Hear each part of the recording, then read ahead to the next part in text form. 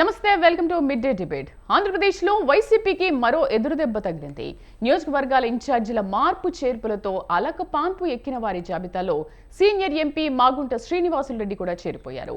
వైసీపీని వీడుతున్నట్లు ప్రకటించిన ఆయన ఆత్మగౌరవం విషయంలో రాజీ పడేది లేదన్నారు. కుమారుడు రాఘవరెడ్డిని ఎంపీగా పోటీ చేయించాలని భావిస్తున్న మాగుంట త్వరలోనే ఆయన టీడీపీలో చేరనున్నట్లు తెలుస్తోంది. మాగుంటతో కలిపి ఇప్పటి వరకు వైసీపీని వీడిన ఎంపీల సంఖ్య 6కు చేరుకుంది. వీరే కాదు, ఎమ్మెల్యేలు, మంత్రులుగా పనిచేసిన పలువురు సీనియర్లు సైతం ఇప్పటికే ఫ్యాన్ పార్టీకి గుడ్ బై చెబుతున్నారు.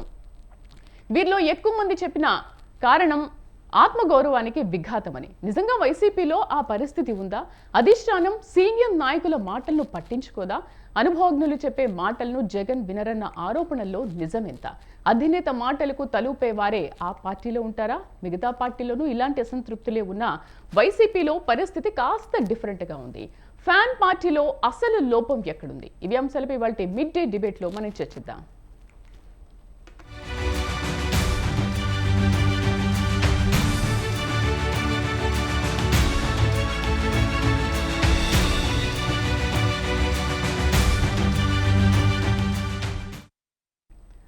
అసలు ప్రధాన రాజకీయ పార్టీల్లో ఏం జరుగుతుంది? అటు నుండి ఇటు, ఇటు నుండి అటు ఎందుకు వలసల పర్వం, రాజీనామాల పర్వం చోటు చేసుకుంది? మాట్లాడదాం. దీని గురించి మాట్లాడేందుకు మనతో పాటు అందుబాటులో ఉన్నారు కృష్ణ కిషోర్ గారు, రాజకీయ విశ్లేషకులు, అలాగే మాదిరెడ్డి శ్రీనివాసరెడ్డి గారు, వైసీపీ రాష్ట్ర నాయకులు, మట్టి వెంకటేశ్వరరావు గారు, జనసేన రాష్ట్ర నాయకులు. నమస్తే అండి, welcome to our show. Madireddy Srinivasa Reddy గారు, ఎందుకు అసలు వైసీపీ ఎంపీ మాగుంట శ్రీనివాసరెడ్డి రాజీనామా చేయాల్సి వచ్చింది? అంటే ఆయనకు అనుకున్న చోట ఇవ్వలేదు అన్న కారణమేనా, లేకపోతే ఆత్మగౌరవం దెబ్బతింది? ఆయన ఒకటే మాట అంటున్నారు, నాకు తగిన రెస్పెక్ట్ ఇవ్వలేదు కాబట్టి నేను పార్టీ నుంచి వెళ్ళిపోతున్నాను అని. బట్ ఆయన ఒక్కడే కాదు, పార్టీలో ఉన్న సీనియర్లు అందరికీ కూడా ఇదే పరిస్థితి నెలకొంది అంటున్నారు. ఎందుకు రాజీనామా చేస్తున్నారు ఇలా వరుసగా?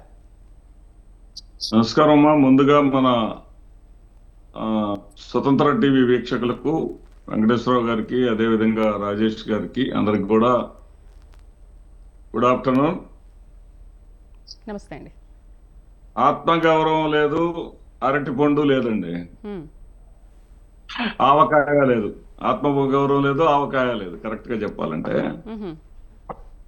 ఎందుకంటే ఆత్మగౌరవం అంతా ఉన్నవాళ్ళు, వాళ్ళకి సెల్ఫ్ సఫిషియన్సీ ఉన్నవాళ్ళు, సెల్ఫ్ ఎగ్జిస్టెన్స్ ఉన్నవాళ్ళు ఒక పార్టీకి రాజీనామా చేసి మరొక పార్టీలో చేరాల్సిన అగత్యం లేదండి. జనసేన పవన్ కళ్యాణ్ గారి బొమ్మ పెట్టుకొని కానీ, బొమ్మ లేకుండా, వైఎస్ఆర్సీపీ నుంచి జగన్మోహన్ రెడ్డి గారి బొమ్మ లేకుండా, తెలుగుదేశం పార్టీ నుంచి చంద్రబాబు నాయుడు గారి బొమ్మ లేకుండా గెలిచే వాళ్ళు ఎవరన్నా ఉంటే గతంలో ప్రజాస్వామ్యం బాగా పరిడవిల్లేటటువంటి రోజుల్లో, ఎందుకంటే నేను ఎప్పటి నుంచో రాజకీయాలను చూస్తున్నాను, ఆ రోజుల్లో ఎట్లా ఉండేదంటే, ఒక మాతృ సంస్థతోటి విభేదిస్తే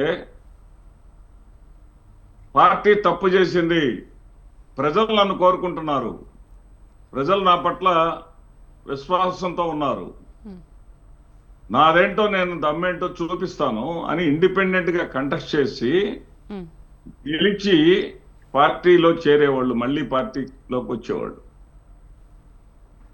ఆ సాంప్రదాయాలు, ఆ విలువలు పోయినాయి. మాగుంట శ్రీనివాసరెడ్డి గారి అన్నగారే మాగుంట సుబ్బరామరెడ్డి గారి, ఆయన స్టేట్ లేబర్ బోర్డు చైర్మన్ గా చేస్తే దాంట్లో మెంబర్ గా చేసిన వ్యక్తి నేను. నాకున్న అనుభవంతో చెప్తున్నా, మాగుంట సుబ్బరామరెడ్డి గారు, ఇందాక వాళ్ళ వదిన గారి పేరు పార్వతమ్మ గారి పేరు కూడా చెప్పాడు ఈయన, వాళ్ళని అవమానపరుస్తున్నాడు ఈయన. ఈ కంటతడి పెట్టడం, ఇవన్నీ నాటకాలు.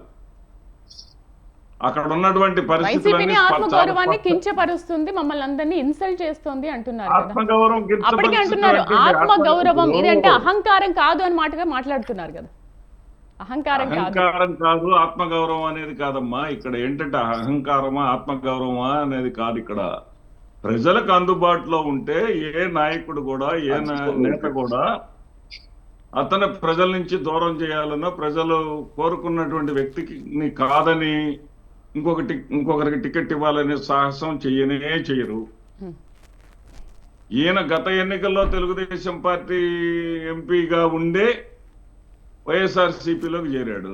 ఉమ్, ఇప్పుడు వైఎస్ఆర్సీపీ కాదని అప్పుడేమో తెలుగుదేశం పార్టీ నుంచేమో చాలా రోషంగా పౌరుషంగా వచ్చేసాడు. ఉమ్, ఇప్పుడేమో ఇక్కడేమో ఏదో కాస్త మరి వైఎస్ఆర్సీపీ తప్పేం లేదు కాబట్టి కొంచెం సానుభూతి కోసం దానికోసం దీనికోసం ఖర్చు పెట్టుకొని తుడుచుకోవటం మన స్క్రోలింగ్ కూడా చూపిస్తా ఉన్నారు. అంటే అవమానం ఏమీ జరగలేదంటారా? ఎలాంటి అవమానం ఎందుకు జరుగుద్దమ్మా? ఏం అవమానం ఇప్పుడు ఆయనకిను ఆయన కొడుక్కి సీట్ అడిగారు, సీట్ ఇవ్వండి, ఇవ్వలేదు. నా తర్వాత నా బిడ్డకు సీట్ ఇవ్వండి, ఉమ్, రాఘవరెడ్డికి సీట్ ఇవ్వండి, రాఘవరెడ్డికి సీట్ ఇస్తే నేను పార్టీలో ఉంటా, ఉమ్, లేకపోతే నేను వెళ్ళిపోతా. ఉమ్, అంటే రాఘవరెడ్డికి సీట్ ఇస్తే మంచివాళ్ళేనా? ఉమ్. అవమానం జరగనట్టేనా? అంటే ఆయన తర్వాత ఆయన వారసుడు ఉండాలని కోరుకుంటారు కదా. ఇప్పుడు ఇన్నేళ్లుగా దాదాపు ఆయన 33 ఏళ్లుగా రాజకీయంలో ఉన్నారు. ఆయన తర్వాత ఆయన కొడుకు ఉండాలని కోరుకుంటున్నారు. సో సీట్ ఇవ్వాలని 33 ఏళ్లుగా రాజకీయాల్లో ఉన్నందుకు ఆ మాగుంట వాళ్ళకు ఉన్నటువంటి చరిత్ర ప్రకారము he has right to contest as an independent candidate and he has to prove his personality among the people. అప్పుడు ఓకే. అంతేగాని నేను వీళ్ళు ఇవ్వలేదు, మీరు ఇవ్వలేదు, నేను తప్పనిసరి పరిస్థితుల్లో తెలుగుదేశంలోకి వెళుతున్నాను, ఆ గొడుగు కింద చేరుతున్నాను, ఇది ఎంతవరకు ఎవరి వాళ్ళ ఆత్మగౌరవం అని చెప్పుకునేటటువంటి వాళ్ళ ఆత్మగౌరవం అనే ఎప్పుడో వాళ్ళు బూడిదలో కలిపేసినట్టు లెక్క. ఏ పార్టీ అయితే వాళ్ళని ఆదరించిందో, ఏ పార్టీ అయితే వాళ్ళకి దగ్గరకు తీసిందో, ఏ పార్టీ అయితే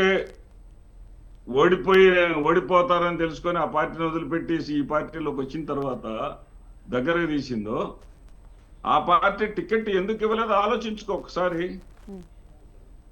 ఒకసారి ఆలోచన చేసుకో. నీ తప్పు సరి చేసుకున్న తర్వాత జగన్మోహన్ రెడ్డి గారు మళ్ళీ ఇస్తారేమో. అంటే ఆ విషయం చెప్పారు. ఇప్పుడు మనం ఒక నోటీస్ ఇస్తేనే కదా వాళ్ళకు కూడా తెలుస్తుంది మీరు ఏం తప్పు చేశారు, ఈ తప్పు చేశారు కాబట్టి మీకు ఇవ్వట్లేదు. అమ్మా ఇక్కడ ఒకటి మాత్రం వాస్తవం ఏంటంటే, జగన్మోహన్ రెడ్డి గారు మొన్న ప్రధానమంత్రిని కలిసినటువంటి సందర్భంలో మన అందరం వీడియోల్లో కూడా చూసాం, అన్ని ఛానళ్ళలో కూడా అది వచ్చింది. ఎంతో ఈ మాగుంట శ్రీనివాసులు రెడ్డి గారు ముఖ్యమంత్రి జగన్మోహన్ రెడ్డి గారు వస్తుంటే హడావుడిగా ఎదురెళ్ళి ఆయనకి గ్రీట్ చేయబోయాడు. జగన్మోహన్ రెడ్డి గారు అతనిని చూడనట్లుగా పక్కకి వెళ్ళిపోయాడు. అంటే అప్పటికే ఆయన ఫిక్స్ చేసుకున్నాడు వద్దు అని. వాళ్ళిద్దరి మధ్య ఏమున్నది అనేది వాళ్ళిద్దరికే తెలుసు, పార్టీలో ఇంకొకళ్ళకి ఎవరికి కూడా తెలియదు ఏమి జరిగింది. జగన్మోహన్ రెడ్డి గారి ఆగ్రహానికి ఆయన ఎందుకు గురయ్యాడు శ్రీనివాసరెడ్డి అనేది జగన్మోహన్ రెడ్డి గారు చెప్పాలి, లేదా శ్రీనివాసరెడ్డి గారు చెప్పాలా? అవి చెప్పకుండా ఆత్మగౌరవం, ఆవకాయ, అరటిపండు ఇవన్నీ ఎవరు ప్రజలు నమ్మరండి. రైట్. వెంకటేశ్వరరావు గారు నమస్తే అండి. నమస్కారం అమ్మా. ఏంటంటే రాష్ట్ర వ్యాప్తంగా ఎక్కువ శాతం అధినాయకుల దగ్గర నుంచి కార్యకర్తలు, కార్పొరేటర్లు వీళ్ళందరి వరకు కూడా పార్టీలు మారే ఆలోచన అసలు ఎందుకు చేస్తున్నట్టు, ఈ వలసల పర్వం ఎందుకు కొనసాగుతుంది? అంటే ఖచ్చితంగా టీడీపీ అధికారంలోకి వస్తుందని ఒక కారణం మీకు పక్కా ఉందా, అందుకనే వస్తున్నారు అనుకోవచ్చా?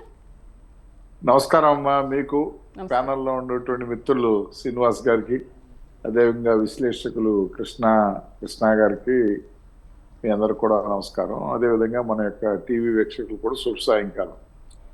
ఇప్పుడు ఆవకాయ అరటిపండుని శ్రీనివాసులు గారు చెప్పినట్టుగా ఏదో అవమానాలు జరిగినాయి లేకపోతే ఇంకోటి అనేది అసలు ఈ రోజులో మనం ఈ పార్లమెంటరీ ప్రజాస్వామ్యంలో ఏంటంటే ఎవరు ఎగ్జిస్టెన్స్ కోసం సెల్ఫ్ ఎగ్జిస్టెన్స్ అంటే ఇర్రెస్పెక్ట్ ఆఫ్ పార్టీని మాట్లాడుతున్న వ్యక్తిగతంగా మాట్లాడు సెల్ఫ్ ఎగ్జిస్టెన్స్ కోసం పోరాటం చేసేటువంటి ఆరాటం తప్ప దీంట్లో ఈ ఎందుకు చేస్తానంటే ఏదో ఈ సర్వేలు ఒకటి వచ్చినాయి, ఈ సర్వేలు అంకులు ఒకటి వచ్చినాయి, ఏదో ఆ పార్టీకి గెలవదు కాబట్టి ఆ పార్టీలో పార్చనకాయ పడింది కాబట్టి కొత్త పార్టీలోకి వెళ్తే కొత్త వేషం వేస్తూ అనేటువంటి ఆలోచనతో అందరం ఒకళ్ళని మనం అంటాగలేదు. ఎందుకంటే ఈ ప్రజాస్వామ్యం వ్యక్తిస్వామ్యం అయిపోయింది దురదృష్టవశాత్తు. ఎందుచేతంటే ఇవాళ జగన్మోహన్ రెడ్డి గారి ఫోటో లేదు, వైఎస్ఆర్ కాంగ్రెస్ లేదు, మా పార్టీ పవన్ కళ్యాణ్ గారి ఫోటో లేదు, మాకు ఆ పార్టీ లేదు, లేదంటే చంద్రబాబు గారి ఫోటో లేదు, ఎన్టీఆర్ ఫోటో లేదు, తెలుగుదేశం లేదు.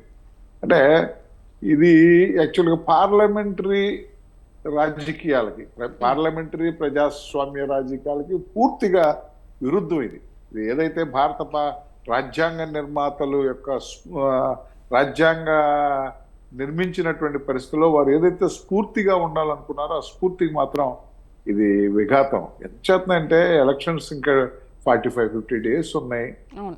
ఇప్పుడు ఒక పార్టీ తరఫున ఉన్నాం. ఇప్పుడు వరకు ఆ పార్టీ తరఫున మనం జెండా భుజాన్ని వేసుకుని వేరే పార్టీ వాళ్ళు మనం విమర్శించాం. మనం సడన్ గా పార్టీ రంగు మార్చేస్తున్నాం. మళ్ళీ ఆ జెండాని వేసుకుని భుజాన్ని వేసుకుని ఏం విమర్శించడం.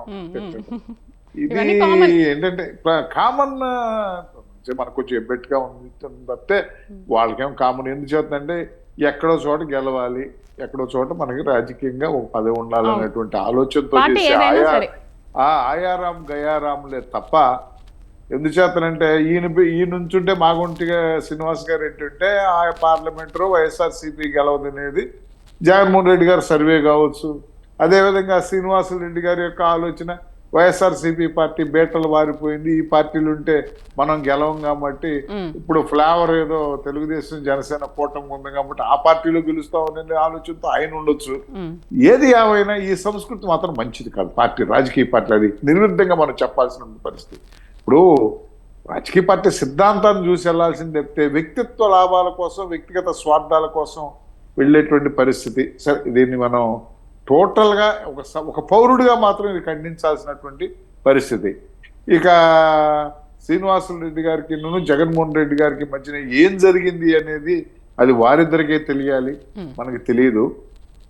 వారి యొక్క రిలేషన్స్ ఆ రోజున తెలుగుదేశం నుంచి వైసీపీలో చేరతాకున్నటువంటి రీజన్స్ ఏంటో, ఈ రోజున వైసీపీ నుంచి మళ్ళీ తెలుగుదేశంలో చేర్చేటువంటి రీజన్స్ ఏంటో ఆయన ఎక్స్ప్లెయిన్ చేయాలి. కానీ కేవలం సానుభూతిని గెయిన్ చేయటానికి చేసేటువంటి చిన్న చిన్న ప్రయత్నాలని వ్యక్తులుగా మనం హర్షించలేనటువంటి పరిస్థితి. విరోచితంగా పోరాడండి. నేను రాజధాని కట్టలేకపోయాడు జగన్మోహన్ రెడ్డి గారు కాబట్టి నేను ఆ పార్టీలో ఉండలేదనో, పోలవరం తీసుకురాలేదు జగన్మోహన్ రెడ్డి గారు నేను ఆ పార్టీలో ఉండలేదనో, లేదు రాష్ట్ర అభివృద్ధి కుంటుపడింది నేను ఆ పార్టీలో ఉండను అని చేత అని అంటే ఒక అర్థం ఉంది. కానీ ఆత్మగౌరవం దెబ్బతీశారు జగన్మోహన్ రెడ్డి గారు అంటే అది వ్యక్తిత్వ హననానికి సంబంధించినటువంటి అంశాలు తప్ప అది ఎంత మాత్రం కాదు. ఒకటి వాళ్ళ రాజకీయాల్లో మనం వద్దు అని అన్నా ఖండించినా జరగాల్సినవి జరిగిపోతా ఉన్నాయి. తెలంగాణలో చూసాం, పొద్దున ఒక పార్టీకి వెళ్ళారు, అక్కడ టికెట్ వస్తుందని ఆశతో ఈ పార్టీ నుంచి ఆ పార్టీలోకి వెళ్ళారు. అక్కడ టికెట్ వచ్చేటువంటి అనుమాన పరిస్థితి సాయంత్రానికి ఇంకో పార్టీలోకి వచ్చారు. మళ్ళీ ఇక్కడ కూడా అనుమానం వచ్చేది, మరుసటి రోజున మళ్ళీ రీబ్యాక్ అయ్యారు. ఇదేంటంటే నాయకులు కూడా గ్రహించాలి. దయచేసి నేను చెప్పేది ఏంటంటే నాయకులు కూడా గ్రహించి ప్రజాస్వామ్య సూత్రి రాజకీయ విలువల్ని వలిసినట్టుగా ఒలిసేటువంటి ప్రక్రియకి నాయకులందరూ కూడా అది మానుకోవాలనేది మాత్రం ఒక సాధారణ పౌరుడిగా నా యొక్క ఆకాంక్ష. రైట్. రాజకీయ విశ్లేషకులు కృష్ణ కిషోర్ గారితో మనం మాట్లాడదాం. నమస్తే కిషోర్ గారు. నమస్తే కిషోర్ గారు, ఏంటి ఒక ప్రళయం సృష్టిస్తున్నారు అన్న రేంజ్లో అంటే టీడీపీ జనసేన జాబితా ప్రకటించినప్పటి నుంచి అందరిలోనూ ఒక అసంతృప్తి, ఆగ్రహ జ్వాలలు రేకెత్తుతూనే ఉన్నాయి. ఎందుకు ఇప్పుడు పార్టీలో ఇన్నేళ్ల నుంచి ఒక సీనియర్ ఉన్నారు అని అనుకున్నప్పుడు ఆయనకు తగిన గౌరవం కానీ ఒక స్థానం కానీ ఎందుకు ఇవ్వకుండా పోతారు? అంటే మళ్ళీ కొత్తగా వచ్చిన వాళ్ళకి మాత్రమే ఆ పార్టీకి టికెట్ ఇస్తారు కానీ, అతనికి టికెట్ ఇస్తారు కానీ ఎన్నో ఏళ్ల నుంచి పనిచేస్తున్న నాయకుల్ని ఎందుకు పట్టించుకోరు? నిజంగా ఇన్నేళ్ల నుంచి పనిచేస్తున్నప్పుడు ప్రజల్ని పట్టించుకొని వాళ్ళు ఇప్పుడు మాత్రమే పట్టించుకోవట్లేదు అన్న విమర్శలు వస్తున్నాయి కదా, అది ఎంతవరకు నిజం అంటారు? అంటే ఎంతవరకు అంటే మనకి కొద్దిగా కాస్త ఆహ్వానించదగ్గ పరిణామం ఏంటంటే వీళ్ళు కేవలం ఆత్మగౌరవం, మాకు దాన్ని మించింది ఏదీ లేదు, మాకు ఆత్మగౌరవానికి భంగం కలిగితే మేము బయటకు వస్తున్నాం అని చెప్తాం, కొంతమేరకు నయం. అదే ఇప్పుడు టీడీపీ నుంచి బయటకు వెళ్ళిన వాళ్ళ పరిస్థితి చూడండి. అక్కడికి వెళ్ళి మాక్సిమం తెలుగులో ఎన్ని బూతులు ఉండాలో అన్ని బూతులు మాట్లాడి ప్రసన్నం కోసం ప్రయత్నించే దానికంటే కూడా వీళ్ళు కొంచెం ఇవాళ మాగుంట ఆయన కానీ, వేమిరెడ్డి గారు కానీ వీళ్ళందరూ అంటే ఇప్పటి వరకు వైసీపీ నుంచి వచ్చిన ఎంపీలు అందరూ కూడా ఎమ్మెల్యేలతో సహా చాలా హుందాగా ప్రవర్తించారని చెప్పి అనుకోవచ్చు. అది బేపేది నిజం కూడా అయ్యి ఉండొచ్చు. ఎందుకంటే ఎప్పటి నుంచో ఉంది. ఎందుకంటే వీళ్ళు మొదటి నుంచి కూడా జగన్మోహన్ రెడ్డి గారి కంటే ముందు నుంచి వీళ్ళు కాంగ్రెస్ లో, తర్వాత రాజకీయ జీవితంలో కానీ కాంగ్రెస్ లో కానీ ఎక్కువ కాలం పనిచేసి వచ్చిన వాళ్ళు వీళ్ళు. ఒక జాతీయ పార్టీలో వీళ్ళకుండే గౌరవం ఏంటి? ఎందుకంటే వాళ్ళ నాన్నగారి దగ్గర, రాజశేఖర రెడ్డి గారి దగ్గర కూడా వీళ్ళందరూ పనిచేసి వచ్చినాడు.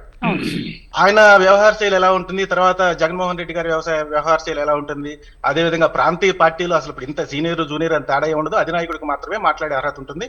ఆయన మాటే చెల్లుబాటు అయ్యే పరిస్థితులు ప్రాంతీయ పార్టీలో ఉంటాయి. జాతీయ పార్టీలో ఉన్నటువంటి అంత వెసులుబాటు, అంత అంతర్గత ప్రజాస్వామ్యం ఇవి స్థానిక పార్టీల్లో ఉండకపోవచ్చు, ప్రాంతీయ పార్టీలు కూడా. కాకపోతే దాంతో పోల్చుకుంటే ఇక్కడికి వచ్చేసరికి వీళ్ళకి సఫికేషన్ కొంచెం ఉండొచ్చు. అది ప్రత్యేకించి ఇప్పుడు నిన్న ఇప్పుడంటే డిబేట్ ఈ రోజు శ్రీనివాసరెడ్డి గారి గురించి వచ్చింది కాబట్టి ఆయన కంట నీరు పెట్టుకోవటం సరే.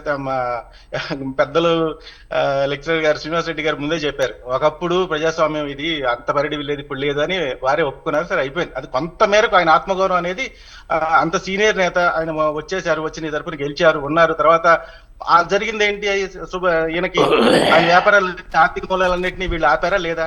ఏ ఉద్దేశంతో ఆపారు? ఆయన వ్యాపారమే ఇక్కడ ఏపీలో చేసుకోకుండా పోయింది కదా. ఇంకో పక్కన చూస్తే వాళ్ళ అబ్బాయి ఏమో ఢిల్లీ లిక్కర్ స్కామ్ లో ఇదైనా కానీ మరి మీరు చేసిన సపోర్ట్ ఏంటి? ఇవన్నీ ఇంటర్నల్ మ్యాటర్స్. ఆ లోపల ఏం జరిగింది, వాళ్ళ ఆర్థిక మూలాలు వీళ్ళు దెబ్బ కొట్టారా, ఎందుకు కొట్టారు, ఆ సింగరాయకొండ ఫ్యాక్టరీ ఎందుకు మూయించారు, తర్వాత వాళ్ళందరినీ కూడా రకరకాల ఇబ్బందులు ఎందుకు గురయ్యారు అనేది చూసుకోవచ్చు. అవన్నీ తర్వాత విషయాలు. అది గ్యారంటీ అంటే ఒక విధంగా ఆ పెద్ద మనిషి చెప్పినప్పుడు ఒక్క విషయం ఈయనొక్కడే అయితే అనుకోవచ్చు, వైసీపీ నుంచి ఎవరు బయటకు వచ్చినా కానీ, కోటమిరెడ్డి శ్రీధర్ రెడ్డి దగ్గర నుంచి ఎవరైనా ఉండవల్లి శ్రీదేవి దగ్గర నుంచి ఎవరు వచ్చినా కానీ వీళ్ళు బయటకు వచ్చేసరికి ఒక రకంగా మాట్లాడతారు. అదే విధంగా వైసీపీ శ్రేణులు ఏం చేస్తాయండి, వెంటనే వ్యక్తిత్వ హననాన్ని వెంటనే దాడులు మొదలు పెట్టేస్తాయి సోషల్ మీడియాలో. ఎక్కడ దాకా ఎందుకు, షర్మిల గారిని తీసుకోండి. ఇప్పుడు షర్మిల ఇప్పుడు కులం గురించి అసలు మా ఆయన రాజశేఖర రెడ్డి కూతురే కాదు అవి ఒక విధంగా ఆవిడ ఆత్మగౌరవానికి దెబ్బ తగిలే మాటలే కదండి అవి. మరి ఈయన జైల్లో ఉన్నప్పుడు ఆవిడ పాదయాత్ర చేస్తే కనుక వైఎస్ షర్మిల రెడ్డి అయిందా? ఈ రోజు తను చూసుకొని ఒక పార్టీకి అధ్యక్షురాలుగా ఉండి తను ప్రచారం చేసుకుంటే రాజశేఖర రెడ్డి కూతురు కాకుండా పోయిందా, జగన్మోహన్ రెడ్డి చెల్లెలు కాకుండా పోయిందా?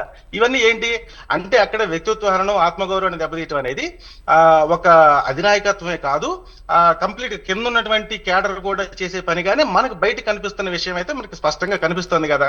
దీనికి వాళ్ళు సమాధానం చెప్పాలి. ఇంకా నయం, వాళ్ళు ఇంకా వచ్చి వ్యక్తిగతంగా దోషాలు ఏమి చేయట్లేదు, చాలా హుందాతనంగా మా ఆత్మగౌరవం దెబ్బతింది కాబట్టి అది మాకు ఇంపార్టెంట్ కాబట్టి మేము బయటకు వచ్చామని చెప్తున్నారు.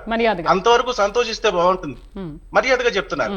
ఆ మర్యాదను కూడా వీళ్ళు ఏం చేస్తారు, బయటకు వచ్చిన తర్వాత సోషల్ మీడియా సైనికులందరూ కలిసి వాళ్ళ వ్యక్తిత్వ హననాన్ని ఎంత దారుణంగా ఇచ్చేయాలో అంత. నిన్న చూడండి, ఒక షర్మిలారెడ్డి గారు, ఆవిడ వైఎస్ షర్మిల గారు ఆవిడ తెలంగాణలో కేసు పెట్టాల్సి వచ్చింది. ఆ ఒక మహానుభావురాల శ్రీరెడ్డి ఆమె చెన్నైలో కూర్చొని ఎంత దారుణంగా మాట్లాడుతుందండి. అది నిజంగా రాజశేఖర రెడ్డి గారిని అవమానించి రాజశేఖర రెడ్డి కాదండి అసలు ఎవరైనా కానీ, ఒక తల్లి తండ్రిని అవమానించి ఎవరైనా కానీ అంత దారుణమైన ఒక మహిళ గురించి అంత నీచంగా మాట్లాడతారండి ఎవరైనా? వైసీపీ శ్రేణులందరూ ఏం చేస్తున్నారు మరి? అది సునీతమ్మ గారు ఆవిడ కూడా వాపోయింది కదా కూర్చొని, ఇదేంటి మా అన్నయ్య కదా, అన్న నాయకుడు పొజిషన్ లో ఉండి ఇలాంటివి కూడా కంట్రోల్ చేయలేకపోతే ఇంకా ఎవరికి ఉంటుంది ఆత్మగౌరవం, ఎవరికి ఉంటుంది వ్యక్తిగత స్వేచ్ఛ పార్టీలో అని చెప్పిన వాళ్ళ కుటుంబ సభ్యులు చెప్తున్న పరిస్థితి. అలాంటివన్నీ కనుక క్రోడీకరించి చూసుకుంటే ఇవాళ శ్రీనివాసరెడ్డి గారు చెప్పిన దానిలో తప్పేమి లేదని చెప్పి అనిపిస్తుంది. అదేవిధంగా అన్ని పార్టీల నుంచి ఈ పార్టీ నుంచి ఆ పార్టీకి వెళ్తున్నారు, ఆ పార్టీ నుంచి ఈ పార్టీలోకి వస్తున్నారు. ఇక్కడ ఏమవుతుంది, నిన్న జనసేన టీడీపీ లిస్టు ప్రకటించిన తర్వాత అక్కడ ఆశావాహులు బయటికి వెళ్ళిపోయారు.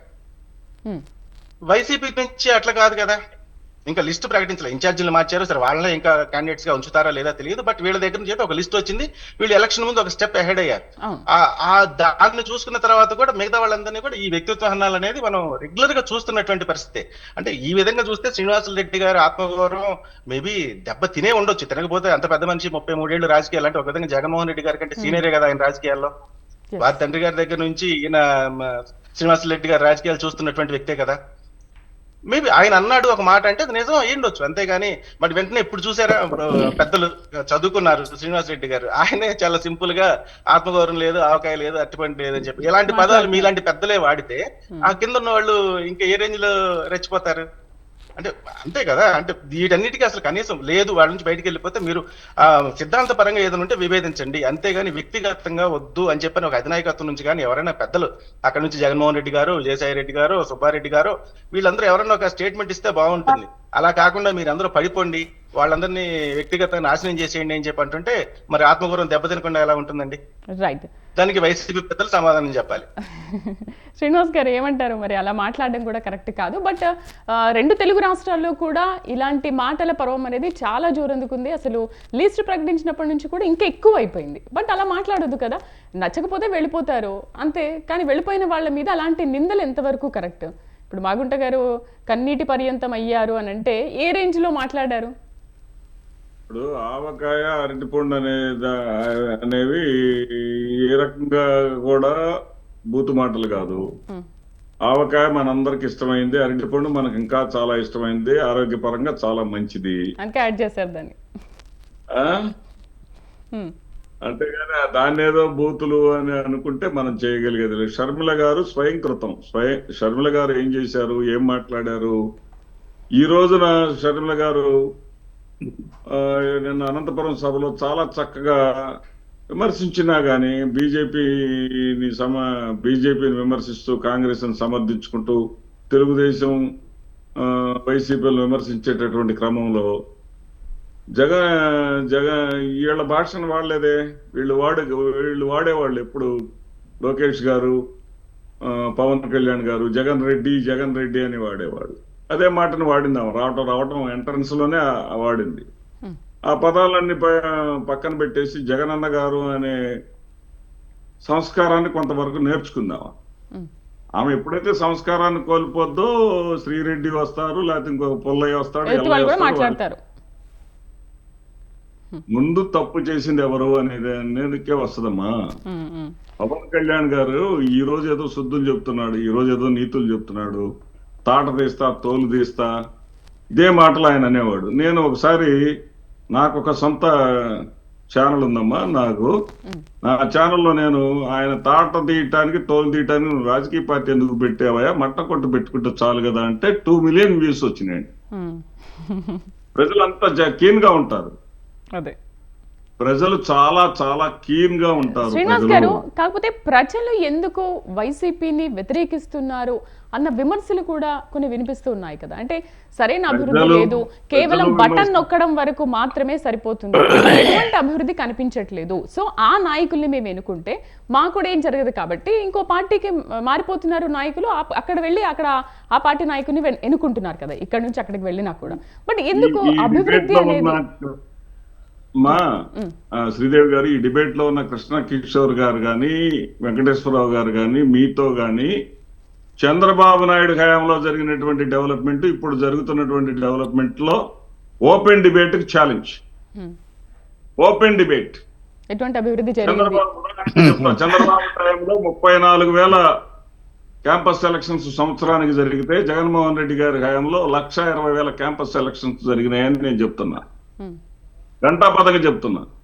చంద్రబాబు టైంలో ఉన్నటువంటి ఉద్యోగుల సంఖ్య ఈ రాష్ట్రంలో ప్రభుత్వ ఉద్యోగుల సంఖ్య 3,97,000 అయితే ఈ రోజున 6,40,000కి చేరిందని చెప్తున్నా. ఇవి ఏమన్నా కాదంటారో చెప్పానండి. చంద్రబాబు హయాంలో 37,000 కోట్లు జీతాలు ఇస్తా ఉంటే ఈ రోజున 20,000 కోట్లు పెరిగింది, 57,000 కోట్లు ప్రభుత్వం తరపున జీతాలు ఇస్తావు. ఓకే, మరి ఇంత చేశామని చెప్తున్నారు శ్రీనివాస్ గారు, ఇంత చేశామని చెప్తున్నారు. మొన్న రీసెంట్ గా కూడా ఐపీపీఎస్సీ వాళ్ళు చాలా గొడవ చేశారు కదా. అంటే నోటిఫికేషన్ మీరు ఇచ్చేటప్పుడు 23,000 ఉద్యోగాలు ఇస్తాము, బట్ 6,059 సంథింగ్ ఎంతో మాత్రమే ఇచ్చారు. బట్ ఎప్పటి నుంచో ఎదురు చూస్తున్న నోటిఫికేషన్ లో ఎందుకు అలాంటి మార్పులు జరిగాయి? చెప్పినట్టుగా ఎందుకు జరగలేదు? చెప్పినట్టుగా ఎందుకు జరగలేదంటే గత ప్రభుత్వాల తప్పిదాలను మీరు ప్రశ్నించాలి ముందు.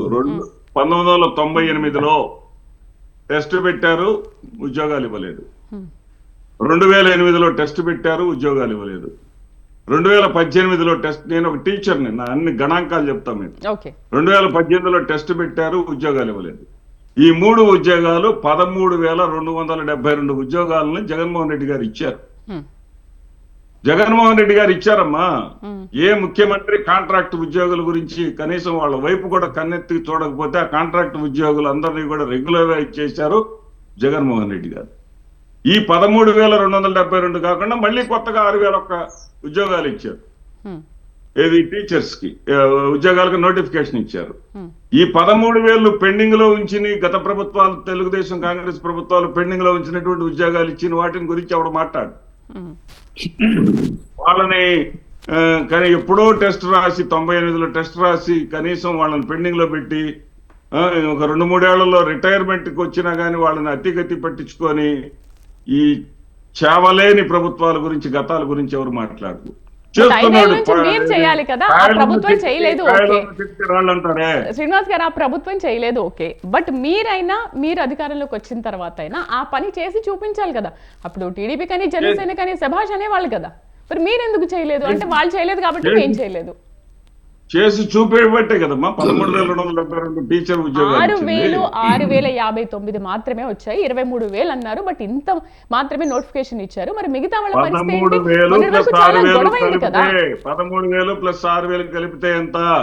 మీరు అలా లెక్కలేదు. 19,000 మీరు చెప్పింది 2 లక్షలు ఎక్స్ట్రా చెప్పారు. 19,000 ఇప్పుడు 2 లక్షల ప్రభుత్వ ఉద్యోగాలు ఇచ్చామని చెప్పారు. ఇప్పుడు మీరు చెప్పిన లెక్క 19,000 మాస్టర్. అంటే 19,000 అంటే ఈ లెక్కలో 2 లక్షలు. 1,34,000 అది కూడా చెప్తా, మీకు వివరాలు కావాలంటే కూడా చెప్తా. 1,34,000 ఇది సచివాలయ ప్రభుత్వం వచ్చాక నోటిఫికేషన్ ఇచ్చి జాబ్ క్యాలెండర్ వైజ్ గా నోటిఫికేషన్ ఇచ్చి భర్తీ చేసిన ఉద్యోగాలు ఎన్నో చెప్పండి. వాలంటీర్లు కాదు. జగన్మోహన్ రెడ్డి గారు 1,34,000 శాశ్వత ఉద్యోగాలు ఒకేసారి ఇవ్వకుండా నోటిఫికేషన్ ఇచ్చుకుంటూ సంవత్సరానికి ఒక 20,000 ఇస్తే అప్పుడు ఆయన మంచోడు. ఆయన ఒకేసారి 1,34,000 ఉద్యోగాలు ఇచ్చిన వ్యక్తి చెడ్డోడు. ఇదేమి నీతి? కృష్ణ కిషోర్ గారు ఒక్కసారి ఆలోచించారు. ఆ 1,34,000 సంగతి. మెడికల్ డిపార్ట్మెంట్ లో 53,000 ఉద్యోగాలు. మెడికల్ డిపార్ట్మెంట్ లో న్యూ అపాయింట్మెంట్స్ 53,000. చెక్ చేసుకోండి మీరు. మేమేం ఆర్టీసీ విలీనాలు అయ్యేం కలపట్ల, వాలంటీర్లు అయ్యేం కలపట్ల. వాలంటీర్లు ఉద్యోగాలే కాదు అవి. అవి కాకుండా మేము ఇచ్చిన ఉద్యోగాలు 2 లక్షల పైగా ఉన్నాయి. పోలీస్ శాఖలో కానీ ఎక్కడైనా సరే మేము ఇచ్చినటువంటి ఉద్యోగాలు ఉన్నాయి. దాంట్లో ఏ విధమైనటువంటి సందేహం లేదు. ఎంప్లాయీస్ ఎవరైనా కూర్చోబెట్టచ్చు. రైట్, మళ్ళీ మాట్లాడదాం. వెంకటేశ్వరరావు గారు, ఏంటి మరి మాగుంట టీడీపీకి వస్తున్నారా, లేకపోతే అక్కడ నుంచి రాజీనామా చేసి బీజేపీకి వస్తారా? లేదు బీజేపీతో కొత్త ఒక క్లారిటీ వచ్చాక ఎక్కడ జాయిన్ అవ్వాలి అనేది డిసైడ్ చేసుకుంటారా? సరేనమ్మా, మాగుంట శ్రీనివాసరెడ్డి గారు ఆయన వెసులుబాటును బట్టి, ఆయన కన్వీనియంట్ అని బట్టి, ఎందుకంటే వాడు ఆంధ్రప్రదేశ్ రాజకీయాలు ఆ విధంగా ఉన్నాయి కాబట్టి ఈ పొత్తులో జనసేనలో బెర్త్గా వస్తుందా, లేకపోతే తెలుగుదేశంలో బెర్త్ వస్తుందా, లేకపోతే బీజేపీలో బెర్త్ వస్తుందా అనేది అది అట్లా అట్టి పెట్టండి. కానీ ఏంటంటే శ్రీనివాసరెడ్డి గారికి మాత్రం అత్యంత కన్వీనియంట్ గా ఆయన వాదన వినిపించినందుకు మాత్రం హ్యాట్స్ ఆఫ్. శ్రీనివాసరెడ్డి గారు, మీరు ప్రతిపక్ష నాయకుడిగా, జగన్మోహన్ రెడ్డి గారు ప్రతిపక్ష నాయకుడిగా ఆంధ్రప్రదేశ్ లో అధికారాన్ని చేపట్టడానికి 2019, 2018లో ఏమని చెప్పారు ఆయన? అదే ఓదార్పు యాత్రలో కానీ జాబ్ క్యాలెండర్ టచ్ పెట్టండి. డిఎస్సి ఆనాటికి డిఎస్సి పోస్టులు 23,000 పోస్టులు ఉన్నాయి. 23,000 పోస్టులు ఉన్నాయి. ఈ చంద్రబాబు నాయుడు గారు వల్ల కాదు, నేను రాగానే 23,000 పోస్టులకి ఇమ్మీడియట్ గా నేను ఫిలప్ చేస్తానని ఆయన చెప్పి ప్రామిస్ చేశారా, చేయలేదా? చేశారా? నేను మిగతా విద్యాలు తీసేయండి. డిఎస్సిని ఈ 5 సంవత్సరాల్లో డిఎస్సిని ప్రకటించారా? ఎందుచేతనంటే మాది అవినిగడ్డ. ఇక్కడ డిఎస్సి స్టూడెంట్స్ కి 2 రాష్ట్రాలకి, తెలంగాణ ఆంధ్ర రాష్ట్రానికి కేంద్రీకృతం. ఎంత దుర్భరమైనటువంటి, దౌర్భాగ్యమైనటువంటి, హీనమైనటువంటి బతుకుతున్నారు తెలుసా డిఎస్సి స్టూడెంట్స్. ఇక్కడికి వచ్చి ఎప్పుడు డిఎస్సి పడతా అని కోచింగ్కి, మా అవన్నీ ఫేమస్ డిఎస్సి కోచింగ్కి. ఇక్కడికి వచ్చి తెలంగాణ నుంచి, రాష్ట్రంలోని వివిధ జిల్లాల నుంచి, ఏపీ నుంచి, అటు అనంతపూర్ దగ్గర నుంచి, చిత్తూరు దగ్గర నుంచి, శ్రీకాకుళం వచ్చి, ఎందుకంటే ఏదో బతకలేక బడిపంతుల ఉద్యోగం కోసం వచ్చినటువంటి వ్యక్తులు కంటిన్యూస్ గా ఇక్కడ ఉండి ఇన్స్టిట్యూట్ లో చదువుకుంటాకి డబ్బులు లేక, తినటానికి తిండి లేక, పగలపోటాళ్ళు తాపీ పనులకి, కొట్టుల్లో గుమ్మస్తాలకు వెళ్ళి సాయంత్రం ట్యూషన్కి వెళ్ళేటువంటి పరిస్థితి మా కళ్ళారా మేము స్వయంగా ఇక్కడ చూస్తున్నాం. 23,000 మంది నువ్వు డిఎస్సి ఉద్యోగస్తులు, డిఎస్సిని పిలిచి 23,000 మంది టీచర్స్ ఉద్యోగస్తులు ఎందుకు ప్రామిస్ చేసి చేయాలి కదా? మీరు ప్రామిస్ చేశారు కదా, అది ఆత్మవంచన కాదా, దగా కాదా? ఇవాళ 6,000 పోస్టులకి మీరు చేశారు. ఈ 5 సంవత్సరాల్లో వచ్చిన పోస్టులకి ఏం చేశారు? మీరు కన్వీనియంట్గా ఏదో గొప్ప విద్యా విధానాన్ని ఈ రాష్ట్రానికి తీసుకొచ్చినటువంటి విద్యా విధానం విద్య అనేది ఒక ప్రాథమిక హక్కు. విద్య అనేది ఒక ప్రాథమిక హక్కు. మన దేశంలో ఉన్నటువంటి పరిస్థితుల్లో ఈ రూరల్ ఇండియాలో, రూరల్ ఆంధ్రప్రదేశ్లో అనేక రకాలైనటువంటి జాతులు, సంచార జాతులు కానీ, కులాలు కానీ, దారిద్ర్య రేఖకు దిగువగా ఉన్నటువంటి వ్యక్తులు వారి పిల్లల్ని కనీస పక్షంగా ఫర్లాంగు దూరం, 2 ఫర్లాంగుల దూరం కూడా పంపలేనటువంటి పరిస్థితిలో, ఎందుచేతండి ఒక బిడ్డను నడుం కట్టుకుని, ఒక బిడ్డకు పొట్టన కట్టుకుని వ్యవసాయ కూలీగా వెళ్ళేటువంటి ఈ పరిస్థితుల్లో మీరు ఒక్కొక్క స్కూల్ని ప్రాథమిక దశ చూసుకుని 2 కిలోమీటర్లు 3 కిలోమీటర్లు తీసుకెళ్తే అసలు అంటే సామాన్యుడికి కానీ బిలో పావర్టీ లైన్ వాళ్ళకి విద్య అందాల్సిన అవసరం లేదా? ఆ విధంగా స్కూల్స్ రద్దు చేసి మీరు సాధించేది ఏంటి? బిల్డింగ్లకు ఒకటి. ఈ దేశ భవిష్యత్తు మీ పెద్దలు మీకు తెలుసు. ఈ దేశ భవిష్యత్తు ఒక్క నిమిషం నేను ఎందుకంటే శ్రీనివాసరెడ్డి గారు అంత సపోర్ట్ చేయాల్సిన పని లేదు. మనం బ్యాలెన్స్ గా మాట్లాడదాం, యథార్థంగా మాట్లాడదాం. ఈ దేశ భవిష్యత్తు ఎక్కడ నిర్మాణం అయింది? తరగతి గదుల్లో నిర్మాణం అవుతుంది ఈ దేశ భవిష్యత్తు. అలాంటి తరగతి గదుల్లో నిర్మాణం అయ్యేటువంటి దేశ భవిష్యత్తులో ఎవరు? ఒక మంచి బ్రిలియంట్ స్టూడెంట్స్ ప్రజలందరూ కూడా. ఎందుకంటే కాయ కష్టంలో చేసుకున్నటువంటి మట్టిలో మాణిక్యాలని వెలికి తీయాల్సినటువంటి పరిస్థితి అన్ని రంగాల్లోనూ గ్రామీణ స్థాయిలో ఉన్నటువంటి విద్యార్థులు. కానీ అది లేకుండా మృగ్యమైపోయినటువంటి పరిస్థితిలో వాళ్ళు కూడా ఇవాళ కూలి నాలి చేసి తినక కాన్వెంట్లు పంపించాల్సినటువంటి దౌర్భాగ్య పరిస్థితి తీసుకొచ్చినటువంటి విద్యా విధానం. వాళ్ళ ద్వారా టీచర్లు తగ్గించి ఆ విధంగా దగా డిఎస్సి, మెగా డిఎస్సి అలా దగా డిఎస్సి దానికి ప్రభుత్వం నుంచి ఆన్సర్లా. 2, మీరు చెప్పే సచివాలయ ఉద్యోగాలు మీ ఎన్నికల వాగ్దానంలో లేవే. మీరు చెప్పే సచివాలయ ఉద్యోగాలు అనేది కేవలం మీ యొక్క ఒక ఎలాంటిదంటే ప్రకటన కదమ్మా, ప్రకటన కాదు. అక్కడ ఏదో ఒక చికెన్ ముక్కని వేలాడదీసి ఊరినే వాసన చూపించేటువంటి పరిస్థితి తప్ప అవే ఉద్యోగాలంటే. సర్వీస్ కమిషన్ ద్వారా భర్తీ చేసిన ఉద్యోగాలు ఎన్ని? సర్వీస్ కమిషన్ ద్వారా భర్తీ చేసినటువంటి ఉద్యోగాలు ఎన్ని? అది పరిస్థితి, అది కాదు సమాజంలో, అది పరిస్థితి కాదు. సరే, మీ వాదన మీరు చేసుకోవాలి కాబట్టి కన్వీనియంట్ గా మీరు చేశారు, అందుకు మాత్రం మీకు ధన్యవాదాలు తెలియజేసుకుంటూ మాగుంట శ్రీనివాసరెడ్డి గారి వ్యవహారం ఉంది. ఇప్పుడు జనసేన లేదు లోకేష్ గారు లేదా పవన్ కళ్యాణ్ గారు ఒక ప్రతిపక్ష నాయకులుగా వాళ్ళు విమర్శ చేస్తే మీరు కూడా రాజకీయ వేదికల పైన మీ నాయకుడు విమర్శించమనండి, తప్పేం లేదు. ఎందుకంటే ఇవాళ భాష ఆ విధంగా, అంతేగాని ప్రజలకి అందట్లేదు. ప్రజలు తోలు మందం అయిపోయింది. ఇవాళ ఉన్నటువంటి రాజకీయ నాయకుల వల్ల ప్రజల్లో సున్నితత్వం పోయి తోలు మందం అయింది. కాబట్టి కొన్ని భాషల్ని వాడేటువంటి పరిస్థితి, ఒక్కొక్క ప్రాంతంలో ఒక్కొక్క యాసని, ఒక్కొక్క కొలెక్టివల్ లాంగ్వేజ్లో బూత్గా ఉండేటువంటి పరిస్థితి, వాడేటువంటి పరిస్థితి ఉంది. కానీ రాజ్యాంగబద్ధమైనటువంటి వ్యక్తులు రాజ్యాంగ విధులు నిర్వర్తించేటువంటి ప్లాట్ఫారంల మీద మాత్రం మీరు అవాకులు చవాకులు మాట్లాడేటువంటి పరిస్థితి, వ్యవస్థలను మీరు అగౌరవపరిచినట్లు కాదా? వ్యవస్థలను నిర్వీర్యం ఎట్లయినా చేస్తున్నారు, అది వేరే విషయం. వ్యవస్థ మీద గౌరవన్నా ఉండాలి కదా.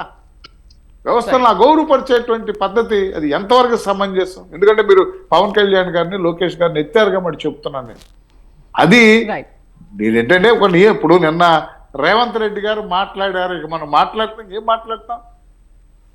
కాబట్టి ఏంటంటే ఇవాళ తెలా పాపం తలా పిడికిడు, అది అవసరంలా.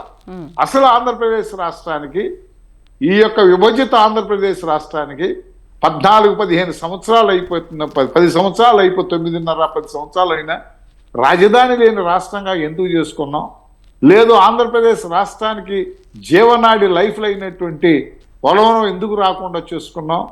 లేదు ఈ రోజున ఈ మౌలిక సదుపాయాలు, ఎందుకంటే దేశ ప్రగతికి చిహ్నం రహదారులు దేశ ప్రగతికి చిహ్నం. ఛిద్రమైనటువంటి ఈ రహదారులను చూస్తుంటే మనం ఏ సమాజంలో ఉన్నామని ఒక్కసారైనా మనం కూడా ఆత్మ విమర్శ చేసుకోవాల్సిన పరిస్థితి ఉంది. కేవలం ఏదో లీడర్ సినిమాలో గనక మారుతిరావు గారి క్యారెక్టర్, ఆ రోజున ముఖ్యమంత్రి గారు అతను మన దగ్గుపాటి రాణా గారి క్యారెక్టర్ కి ఫస్ట్ టైం అసెంబ్లీకి వెళ్ళిన తర్వాత ముఖ్యమంత్రి సలహా ఇచ్చే పరిస్థితుల్లో ఏదైతే ఏదో చిన్న చిన్న తాయిలాలు పనిచేస్తే ప్రజలు ఈ బాధలను మర్చిపోతారు, సమస్యలను మర్చిపోతారని ఏదైతే ఆలోచన ఉందో ఆ ఆలోచన పట్టుకెళ్తున్నారు తప్పితే అది మాత్రం శాశ్వతం కాదు. ఖచ్చితంగా ఈ ప్రజలు అనేవాళ్ళు చాలా తెలివిగల వాళ్ళు ఖచ్చితంగా చూస్తారు, దానికి తగ్గ రిజల్ట్ మాత్రం ఇస్తారని మీ ద్వారా మనవి చేసుకుంటున్నాను. రైట్ కిషోర్ గారు, ఒక సీటు 3 సిగపట్లు అన్నట్టుగా తయారైంది. అంటే టీడీపీ జనసేన పొత్తుల వ్యవహారం ఏంటంటే పైకి దోస్తిల్లా కనబడుతున్నప్పటికీ లోపల మాత్రం కుస్తీలు పడుతున్నట్టుగా కనిపిస్తుంది. ఇంకోటి అసంతృప్తుల్ని కూడా ఏ విధంగా చల్లార్చడం. ఇప్పుడు వాళ్ళకి సీట్ ఇవ్వలేదు, వీళ్ళు అక్కడి నుంచి వెళ్తున్నారు, అక్కడ సీట్ ఇవ్వలేదు, వాళ్ళు ఇక్కడి నుంచి వస్తున్నారు. బట్ ఇక్కడ ఇంకా ఉండే వాళ్ళు ఉంటారు కదా, వీళ్ళు కూడా ఒక హామీ ఇచ్చి ఉంటారు కదా. మరి ఎలా ఇదంతా బ్యాలెన్స్ ఎలా చేస్తారు కిషోర్ గారు? దీనిపైన మీ విశ్లేషణ ఏంటి, ఎలా విశ్లేషిస్తారు దీన్ని?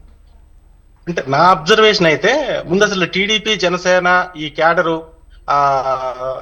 ఈ ఎలక్షన్ వరకు ఒక వారం 10 రోజుల ముందు ఈ సీట్లు ఇవన్నీ నామినేషన్లు అయ్యేంత వరకు ఫోన్లు వాడకుండా ఉంటే బాగుంటుందండి. ఈ సోషల్ మీడియాలో ఏమైపోతుందంటే వీళ్ళకేమో సోషల్ మీడియా ఇది తక్కువ విస్తృతి, అవతల పక్క నుంచి ఈ పొలిటికల్ గేమ్స్ ఎలాగూ ఉంటాయి, అధికార పక్షం ఎలాగూ వీళ్ళని టార్గెట్ చేస్తుందన్న విషయం తెలుసు. ఎందుకంటే వీళ్ళు 2 ఏళ్ల నుంచే కన్ఫర్మ్ అవుతుందన్న విషయం గుర్తుపెట్టే ఆ టార్గెట్ మొత్తం కూడా పవన్ కళ్యాణ్ ని చంద్రబాబుని వీళ్ళని టార్గెట్ చేసుకుంటూ సోషల్ మీడియాలో ఎన్ని రకాలుగా వస్తున్నాయో చూస్తూనే ఉన్నారు. ఇప్పుడు కూడా ఈ వస్తున్నటువంటి అంటే కొన్ని లెక్కలు వీటి ప్రకారం చూసుకుంటే కనుక యాక్చువల్ గా జనసేన ఈ పేర్లు పెట్టుకొని ఆడే పొలిటికల్ గేమ్ లో భాగంగా వచ్చే ఇవే తప్ప ఒకసారి ఎవరైనా జనసేన క్యాడర్ నిజంగా ఆలోచించండి. పవన్ కళ్యాణ్ మీ క్యాడర్ మీకే సీటు రాలేదు అంటే మీకు అంత ఇబ్బంది పడుతున్నారే, తను స్థాపించిన పార్టీ కదా పవన్ కళ్యాణ్, తను ఎంత ఆలోచించి ఉండకపోతే ఆ మనిషి ఆ నిర్ణయం తీసుకొని ఉంటారు. ఒకసారి అందరూ ఆలోచించుకోవాలి కదా. అది మీకు ఏ సంబంధం లేదు, జస్ట్ అభిమానికే నీకంత కోపం వచ్చి నీకంత ఆవేశపడిపోయి చేస్తే నిజంగా మరి ఆయన ఎంత ఆవేదన చెంది, ఆయన ఎంత అంతర్మాదనం చెంది ఆయన ఈ నిర్ణయం తీసుకొని ఉంటారు. ఆ సీట్లు కానీ దానికి అని ఒప్పుకొని ఉంటారు. పవన్ కళ్యాణ్ కంటే ఎక్కువ తెలుసా అండి అభిమానులకి? కార్యకర్తకి ఇప్పుడు అధినాయకుడి కంటే కార్యకర్త ఓకే, నీకు అభిమానం ఉంటుంది, కార్యకర్తకి నీ అభిమానం ఉండాలి, పవన్ కళ్యాణ్ సీఎం చేసుకోవాలి అనుకోవటంలో తప్పులేదు. దానికి కొంత మనం కార్యకర్తలుగా కూడా చేసి ఉండాలి కదా. ఆల్రెడీ మీ కార్యకర్తల మీద అభిప్రాయం ఏంటి, వీళ్ళు వస్తారు కానీ ఓట్లుగా మారవు, ఇది అనవసరంగా భావోద్వేగాలు రెచ్చగొడతారు అని చెప్పని ఒక రకమైన దీన్ని చాలా కన్వీనియంట్ గా మిగతా అపోనెంట్స్ తీసుకెళ్తూ ఉంటారు. ఎవరైనా కానీ తెలుగుదేశం కానీ వైసీపీ కానీ ఎవరైనా అపోజిషన్ పార్టీ మీద వాళ్ళ అకౌంట్స్ కంటే కూడా వీళ్ళు క్రియేట్ చేసే ఫేక్ ప్రచారం ఎక్కువ ఉంటుంది. ఇప్పుడు ప్రెసిడెంట్ ఈ పొత్తులో ఉన్నప్పుడు వీళ్ళ ఫేక్ ప్రచారంలో పడి కొట్టుకుపోయి పవన్ కళ్యాణ్ ని విమర్శించకుండా ఇటు టీడీపీ క్యాటర్ కూడా చంద్రబాబు నాయుడు విమర్శించకుండా ఏమంటే 4.5 ఏళ్లు చాలా మంది త్యాగాలు చేయాలని చెప్పన్నారు. సరే కొంతమందికి టికెట్లు ఆశించిన చోట రాకుండా పోయినాయి. ఆయన అటుపక్క చంద్రబాబు నాయుడు గారు చెప్పారు, ఇటుపక్క జగన్మోహన్ రెడ్డి గారు కూడా ఆయన ఎంతో సర్వే చేయించుంటేనే అవన్నీ మార్చుకొని ఉండొచ్చు ఆ క్యాండిడేట్స్ ని వీళ్ళని. దానికి అసలు వీళ్ళెవరు కూడా అంటే వీళ్ళకి సంబంధం లేకుండా అభిమానమే గొప్ప, లేదంటే మాకు ఇన్ని సీట్లు వస్తాయంటే మీరు కనీసం ఇప్పుడు జనసేన క్యాడరు 2 చోట్ల పోటీ చేస్తే ఒక్క చోట గెలిపించుంటారు కదా లాస్ట్ టైం. ఆ గెలిపించుంటే ఇవాళ నెగోషియేట్ చేయడానికి పవన్ కళ్యాణ్కి ఎంత మీరు దన్నిచ్చే వాళ్ళు అయి ఉంటారు. అట్లా కాకుండా ఇప్పుడు ఆయన మీకు ఒక అవకాశం ఇచ్చారు. ఆయన ఒక తరువు పొలిటీషియన్ లాగా ఆలోచించి పార్టీని ఎలా బతికించుకోవాలి, అదేవిధంగా స్టేట్ ని ఇప్పుడు ప్రెజెంట్ కండిషన్ లో ఉన్న ఈ స్టేట్ ని మళ్ళీ అభివృద్ధి పదంలోకి తీసుకెళ్లాలని ఆయన ఒక ఎజెండా పెట్టుకొని సెంట్రల్ గవర్నమెంట్ తోని ఇటు మొత్తం కూడా ఎన్డీఏతో వస్తున్నారు.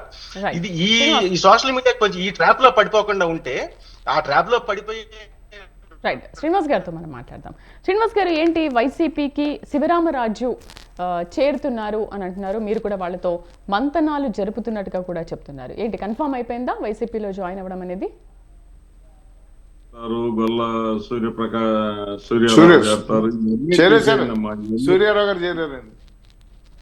ఇవన్నీ మార్పులు చేర్పులు ఇవన్నీ కూడా నేనైతే వైసీపీ నాయకుడిగా కూడా నేనైతే ఆహ్వానించను. నేనైతే వాటి గురించి పెద్దగా పట్టించుకొని మొదటి ఇంట్రడక్షన్ లోనే మీకు అర్థమై ఉండాలి.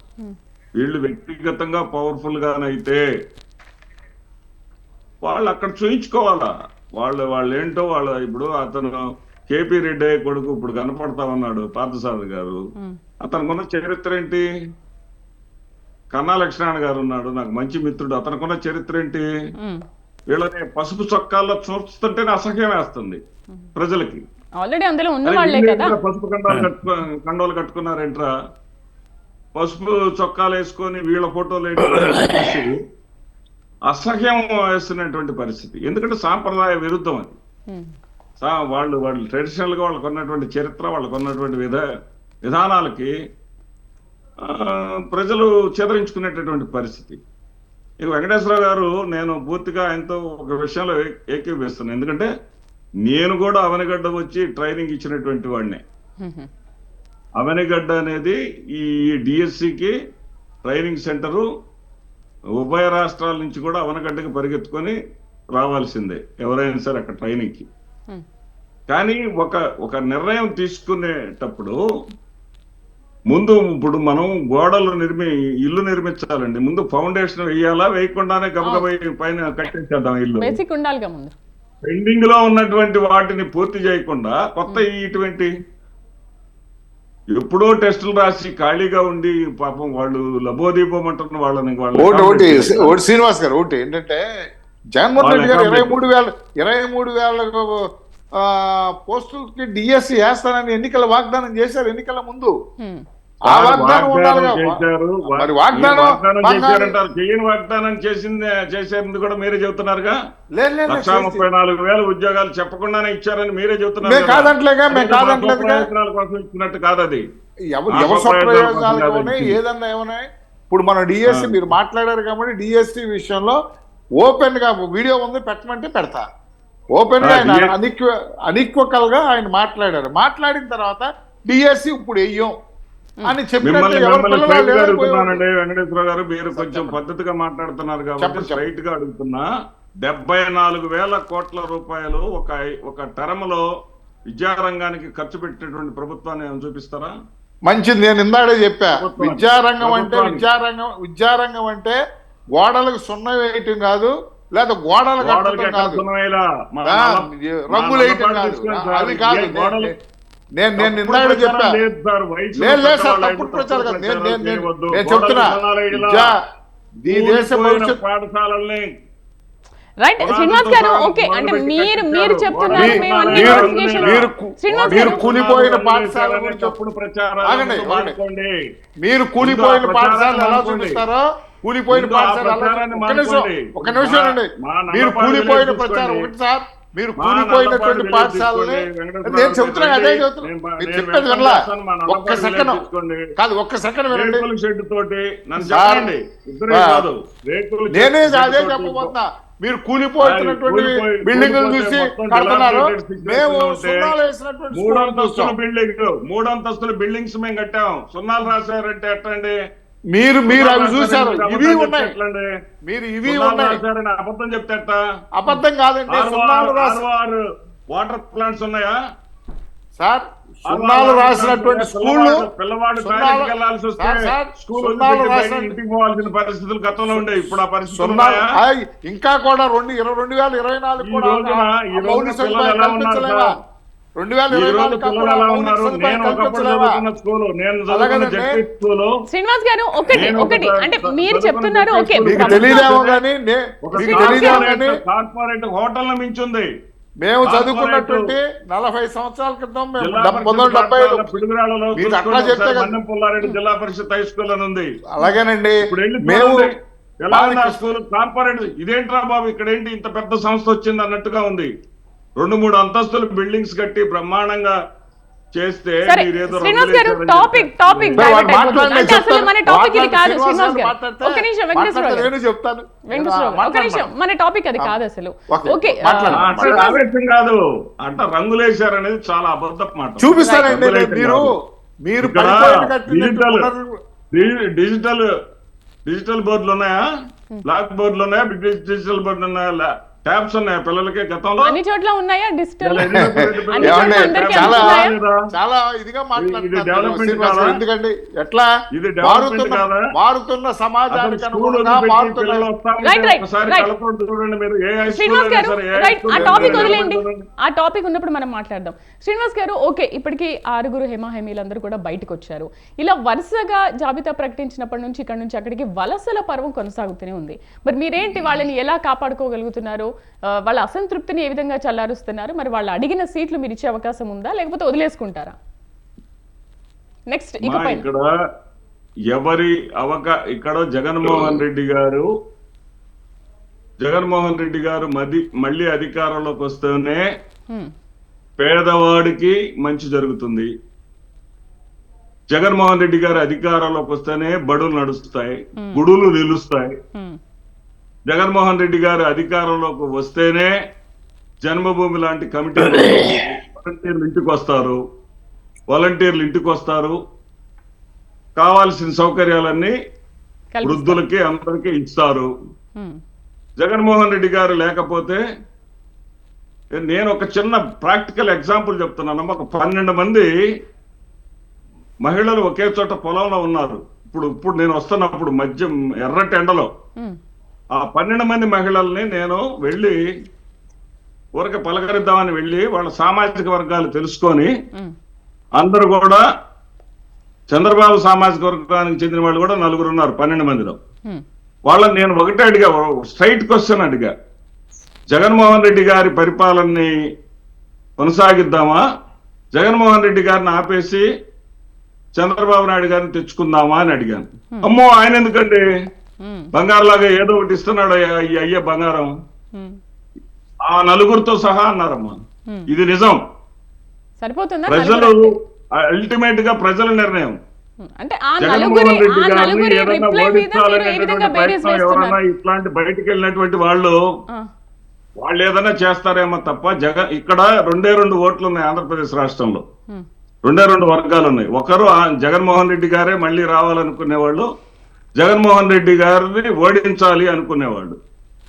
కానీ జగన్మోహన్ రెడ్డి గారి వెంట ఇందాక నేను చెప్పాను ఆ విధంగా ప్రజల మొత్తం ఓటు బ్యాంక్ అంతా జగన్మోహన్ రెడ్డి గారి వైపే ఉంది.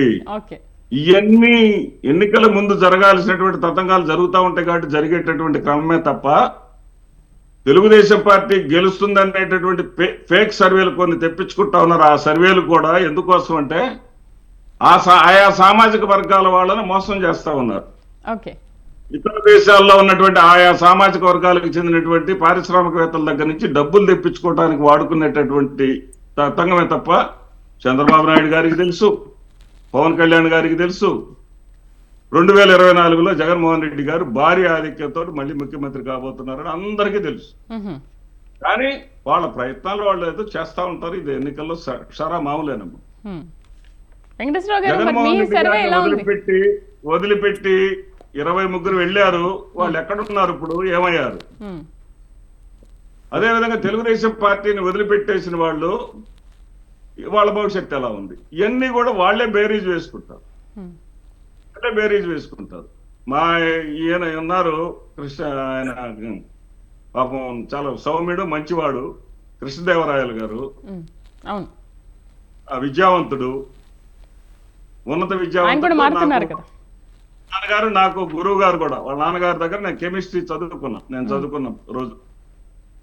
అటువంటిది ఒక విశిష్టమైనటువంటి స్థానాన్ని ముగ్గురు ముఖ్యమంత్రులు, నేదురుమల్లి జనార్దన్ రెడ్డి గారు, కాసు బ్రహ్మానంద రెడ్డి గారు, కొణిజేటి రోసయ్య గారు, ఇలాంటి వాళ్ళు పోటీ చేసి గెలిచి పార్లమెంట్కి వెళ్ళినటువంటి సీటుని నీకిచ్చి, అంతకుముందు ఎవరు కూడా 15-20 వేల ఓట్లతో మాత్రమే గెలిచేవారు. వైఎస్ఆర్సీపీ తరఫున 1,58,000 ఓట్లతో నువ్వు గెలిచిన తర్వాత సపరేట్ ట్రాక్ పెట్టుకొని చంద్రబాబు నాయుడు గారితో నేరుగా సంబంధాలు పెట్టుకొని, అదేమంటే వియ్యంకుడు మాట చెప్పేసి నీ ఇష్టం వచ్చినట్టుగా నువ్వు ప్రవర్తించి, జగన్మోహన్ రెడ్డి గారు నీ పక్కన పెడతాను, కానీ జగన్మోహన్ రెడ్డి గారు అంటే నాకు ఇష్టమే, అభిమానమే, నేనేదో చేస్తానంటే రేపు సినిమా చూస్తారు. ఇక్కడ మళ్ళీ అదే తేడాతోటి ఆయన టీడీపీ క్యాండిడేట్ గా కానీ కంటెస్ట్ చేస్తే అదే 1,60,000 వైఎస్ఆర్సీపీ గెలవబోతుంది. డిబేట్ సమక్షంలో నేను చెప్తున్నా, మీరు రాసి పెట్టుకుని రేపు అర్థమైంది మీకు కూడా. కానీ వాళ్ళు కూడా అలాగే ధీమాగా ఉన్నారు, మేము కూడా అంతే పర్సెంటేజ్ తో గెలుస్తాము. ధీమాగా లేరు వాళ్ళ సెల్ఫ్ సర్వేలో కూడా 70,000 తేడాతో ఓడిపోతున్నాం అని వచ్చిందమ్మా శ్రీదేవి గారు, వాళ్ళ సొంత సర్వే కూడా. ఓకే, కానీ ఎవరి సర్వేలు వాళ్ళకి ఉంటాయి కదా సార్, ఎవరి సర్వేలు వాళ్ళకి ఉంటాయి. రైట్, వెంకటేశ్వరరావు గారు, మరి మీ సర్వే ఏంటి? ఇప్పుడు మీ దగ్గర కూడా జనసేనకు ఇవ్వాల్సిన టీడీపీకి ఇవ్వాల్సిన జనసేనకు అక్కడ ఇచ్చేసరికి కూడా చాలా చోట్ల కొన్ని ఘర్షణలు, నిరసన జ్వాలలు చాలా రేగతాయి. మరి ఏంటి, వాళ్ళని ఎలా మీరు చల్లారుస్తున్నారు? అసంతృప్తుల్ని పోనీకుండా మీరు ఎలా కాపాడుకుంటున్నారు? ఒకటమ్మా, రాజకీయాల్లో ఎలక్షన్ల ముందు ఈ సీట్లు ఎలక్షన్స్ వచ్చినప్పుడు ఇవి సామాజిక సమీకరణలలో కానీ లేకపోతే సర్వే రిపోర్ట్ల ఆధారంగా కానీ కొత్త ఒక వింత పాత ఒక రోత అనేసేటువంటి సిద్ధాంతంతో కానీ కొన్ని మార్పులు జరిగినప్పుడు ఏంటంటే సహజంగా ఒక కమోషన్ రావటం అనేది సహజం. అల్టిమేట్ గా ఏంటంటే ఆ నాయకత్వం అనేది వాళ్ళని ఓదార్చే స్థాయి ఉన్నటువంటి పరిస్థితుల్లో ఓదార్చడం, ఆల్టర్నేటివ్ గా ఏదో బెట్ చూపిస్తానని వాగ్దానాలు చేయటం, వీటన్నిటి కాని వాళ్ళు ఏంటంటే ఎవరి ద్వారా వాళ్ళు చూసుకుంటాం అనేది ప్రతి ఎన్నికల్లోనూ ప్రతి చోట జరిగేది. దానికి అంత పెద్ద ఆ పార్టీలో జరిగినా ఈ పార్టీలో జరిగినా నేనైతే అంత ప్రాముఖ్యత అనేది ఇవ్వను. ఎందుకంటే ఎక్కడైతే మన దిష్టి బొమ్మలు తగలేశారు వాళ్ళే గెలిచారు. ఇన్ని సంవత్సరాలు చూసాం.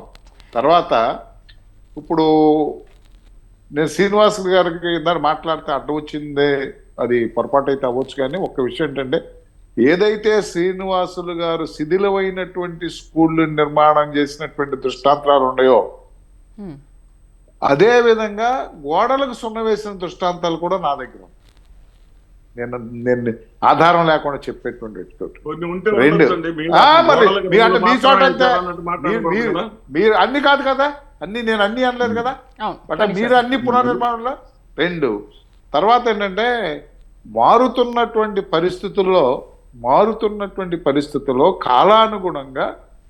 కాలానుగుణంగా మౌలిక సదుపాయాల్సినటువంటి పెంచాల్సిన బాధ్యత ప్రభుత్వాలది.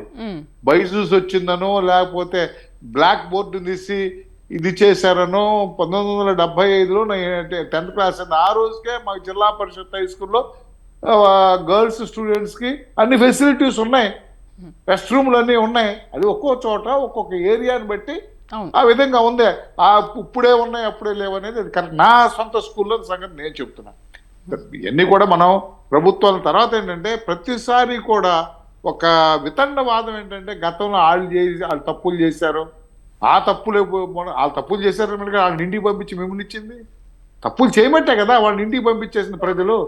ఇంటికి పంపించినటువంటి ప్రజలకు మనం మేలు చేసి మనం ఒప్పులు చేయాలి కదా. ఒప్పులు చేయకుండా ఆ తప్పుల యొక్క పరిణామం, ఆ దుష్పరిణామం ఇప్పుడు కూడా వస్తుందంటే మనం ఏం చేయలేనటువంటి అసమర్థుల కింద లెక్క కదా. ఆ వాదన అనేది మాత్రం నేను ఎట్టి పరిస్థితుల్లో కూడా ఎవరు చేసినా, మా పార్టీ వాళ్ళు చేసినా కూడా నేను అంగీకరించను. ఎందుచేతనంటే వాళ్ళు తప్పులు చేశారనే కాబట్టి మన కొత్త వాళ్ళని ఎంపిక చేశారు. ఎంపిక అయినటువంటి వాళ్ళు కూడా వాళ్ళ యొక్క ప్రామిస్ ఏంటంటే తప్పులు మేము సర్దిస్తా ఉన్నారు. తప్పులు సర్దిద్దాలి, అంతేగాని వాళ్ళ మీద నెపం మోపడానికి పరిస్థితి లేదు. రెండు, ఇవాళ సరే ఎవరి కాన్ఫిడెన్స్ వాళ్ళకు ఉంటుంది. శ్రీనివాసులు గారి కాన్ఫిడెన్స్ ఖచ్చితంగా కూడా వైసీపీ గవర్నమెంట్ ఫామ్ చేస్తుందనే ఆలోచన వారికి ఉండొచ్చు. మా అంచనా మాత్రం ఖచ్చితంగా కూడా వైఎస్ఆర్సీపీ అనేది టోటల్ ఫ్లాప్స్ లో, దాంట్లో ఇక అనుమానం లేదు. అది మునిగిపోయేటువంటి పడవ, చిల్లుబడినటువంటి పడవ, దాని గురించి అనుమానం లేదు. మా క్షేత్రస్థాయి పర్యటనలో లేకపోతే క్షేత్రస్థాయిలో మేమే ర్యాండమ్ చేసుకున్నటువంటి విషయాలు కాకపోతే ఏంటంటే ఎవరి పరిధిలో వాళ్ళు ప్రచారం చేసుకుంటాం అనేది సహజం. కాబట్టి ఎన్నికలు ఇప్పుడు ఈ పార్టీ మార్పిడలు అనేది సొంత ఎవరి కాళ్ళు కంటే నేను ఒక యాస్పిరెంట్ని, నాకు టికెట్ రాలేదు, నా యొక్క రాజకీయ భవిష్యత్తు కోసం, నా బిడ్డల రాజకీయ భవిష్యత్తు కోసం ఒక ఆల్టర్నేటివ్ ప్లాట్ఫామ్ చూసుకోవాలనే ఆలోచనతో ఈ గయారంలు ఉంటాయి. వీటి వల్ల పెద్ద ఇదే లేదు. కాకపోతే ఏంటంటే కొన్ని ఫ్యామిలీస్కి సపోజ్ ఇప్పుడు మా మచిలీపట్నం ఎంపైర్ బాలశౌరి గారు, ఆయనకి కొంత ఫ్లేవర్ ఉంది. బాలశౌరి గారు అంటే ఒక సౌమ్యుడు, లేదంటే అభివృద్ధి కాముకుడు అనేటువంటి ఫ్లేవర్ ఉంటుంది. ఆయన రావటం మూలంగా న్యాచురల్ గా మా మచిలీపట్నం పార్లమెంట్ కాన్స్టిట్యున్సీలో ఉన్నటువంటి 7 కాన్స్టిట్యున్సీలో కూడా జనసేన టీడీపీ యొక్క పార్టీ యొక్క గ్రాఫ్ పెరిగింది. అదే విధంగా మాగుంట శ్రీనివాసరెడ్డి గారు వెళ్ళినందువలన గ్రాఫ్ తగ్గిందా, వచ్చిన గ్రాఫ్ పెరిగిందా అనేది వారు అక్కడ చూసుకోవాల్సిందే. ఇప్పుడు వారికి లావు కృష్ణదేవరాయలు గారి గురించి చెప్పారు, వారు మంచివారనే చెప్పారు. మరి వారికి ఏమన్నా ఇబ్బందులు వచ్చినాయి ఏంటో. అట్లాగే ఏంటంటే నన్ను ఎవరు చెప్పనండి, ఆయన చాలా క్లియర్ గా ఆయనే చెప్పారు. ఆయన ఏమన్నారంటే గుంటూరు నుంచి నువ్వు ఎక్కడ నుంచి అయినా గెలుస్తావు, గుంటూరు నుంచి గుంటూరు నుంచి రా అని చెప్పారు. ఆయన చాలా స్పష్టంగా గుంటూరు నుంచి రమ్మని ఒకవేళ గుంటూరు ఏదైనా డ్యామేజ్ జరిగినా సరే నేను రాజ్యసభ కూడా పంపిస్తానని రైట్ జగన్ రైట్ రైట్ అండి చెప్పాడు. రైట్ అండి చెప్పండి. చర్చలో నేనైతే పాల్గొన్నందుకు నాకేమో కృష్ణకిషోర్ గారికి నర్సరావు అలాగే మాదిరెడ్డి శ్రీనివాస్ రెడ్డి గారికి అలాగే మట్టి వెంకటేశ్వర గారికి థ్యాంక్ యూ అండి.